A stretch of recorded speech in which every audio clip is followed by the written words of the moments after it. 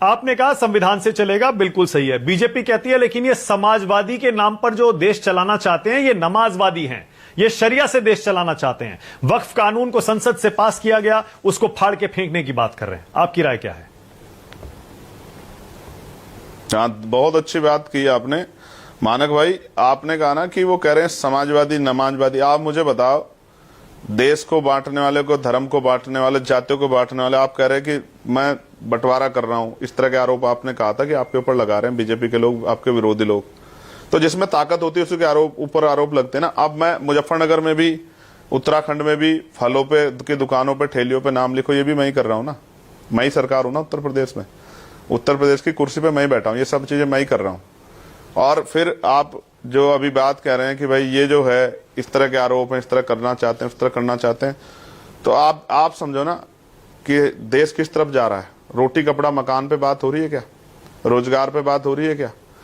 School बंद किए जा रहे हैं उत्तर प्रदेश, जिसके विरोध में कल हम लोग धरना प्रदर्शन कर रहे हैं सभी जिला मुख्यालयों पे कि भाई स्कूल नहीं बंद होने चाहिए, स्कूल में सुविधा आनी चाहिए। उस पर बात हो रही है क्या? तो हो कहां रहा है यहाँ तो कुछ नहीं हो रहा ना, सिर्फ अपने अपने एजेंडों पे बात हो रही है।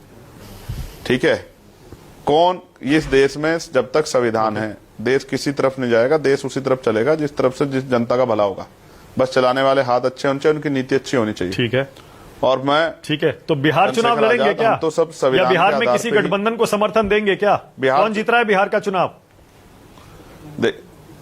देखिए, आपने वक्फ की बात की थी, एक मिनट मैं आपको जवाब दे दूं। आपने कहा वक्फ अमेंडमेंट बिल जो है, हाँ, हमने पार्लियामेंट में पहले दिन उसका विरोध किया और आखिरी दिन जिस दिन वो पास हुआ अपना विरोध दर्ज किया। ये लोकतांत्रिक अधिकार है हमारा कि अगर हम किसी कानून से सहमत नहीं है और हम उसकी निगेटिविटी को जानते हैं, उसके गलत प्रभाव को, तो उसका विरोध करेंगे। आपको याद है मानक भाई, पार्लियामेंट में SC ST को प्रमोशन में रिजर्वेशन का जो बिल था वो भी फाड़ा गया था। आपको याद है नहीं याद है? बिल्कुल याद है।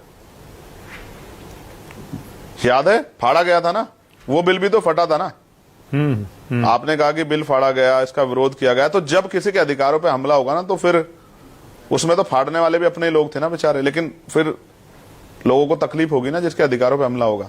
वो तो सुप्रीम कोर्ट ने भी कह दिया कि SC ST को मिलना चाहिए। मैं तो कह रहा SC ST के साथ OBC को मिलना चाहिए प्रमोशन रिजर्वेशन, लेकिन सरकार के ऊपर छोड़ दिया। सरकार दे कहां रही है? सरकार दे कहां रही है? अभी बिहार में एक प्रोटेस्ट था, हमने उसको वक्त पे विरोध में था, हमने समर्थन किया, हमारी पार्टी ने समर्थन किया।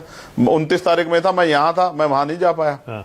मैं यहाँ गया था उस परिवार से मिलने, कौशाम्बी के पाल परिवार से मिलने के, छोटे परिवार से मिलने के लिए, और मैं नहीं जा पाया। लेकिन फिर बिहार चुनाव पे जो भी हो गया, वहां की स्टेट की टीम तय करेगी। हम भी देख रहे हैं कौन क्या कर रहा है और किस तरह की चीजें चल रही है, हम सब चीजों पर नजर रखे हैं, उसके आधार फैसला लेंगे। एक बात आपके चैनल के माध्यम से कहनी है मानक भाई, क्योंकि मैं आपके यहाँ आता हूँ, बड़ा प्लेटफॉर्म है। एक एक कार्यकर्ता, एक एक भाई, वो मेरा परिवार है जो जेल गया, जिनको निर्दोषों को भेजा, मैं उनके लिए लड़ूंगा खून के आखिरी कतरे तक। सड़क पे भी लड़ूंगा, कोर्ट में भी लड़ूंगा, जहां लड़ा जाता, अगर मुझे सब कुछ भी दांव पे लगाना पड़ा लड़ूंगा।